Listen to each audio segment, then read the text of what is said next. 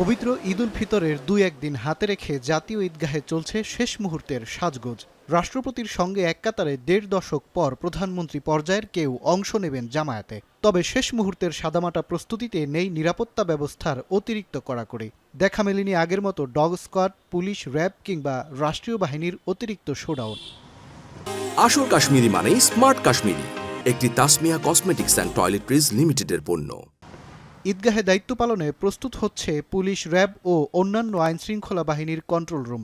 সকাল 8:30টায় হবে প্রথম জামায়াত। তবে আবহাওয়া প্রতিকূল হলে প্রধান জামায়াত সকাল 9টায় স্থানান্তর হবে বাইতুল মোকাররমে। প্রাথমিক চিকিৎসায় থাকবে মেডিকেল টিম ও অ্যাম্বুলেন্স। শনিবার জাতীয় ঈদগাহ মাঠ পরিদর্শন শেষে নিরাপত্তা নিয়ে শঙ্কা নেই বলেও জানালেন ঢাকা দক্ষিণ সিটির প্রশাসক। আমরা আশা করছি মহামান্য রাষ্ট্রপতি, মাননীয় প্রধান উপদেষ্টা মহোদয় দুজনই জাতীয় ঈদগাহ ময়দানে ঈদের জামাতে অংশগ্রহণ করবেন। আবহাওয়া খারাপ হওয়ার কোনো সম্ভাবনা নাই। তারপরও যদি হয় সেক্ষেত্রে আমরা বাইতুল মোকাররমে জাতীয় মসজিদে সেখানে সকাল 9টায় আমরা ব্যবস্থা রেখেছি। কোনো থ্রেট আমরা অনুভব করছি না এবং নির্বিঘ্নে মুসল্লিরা এখানে নামাজ আদায় করতে পারবেন।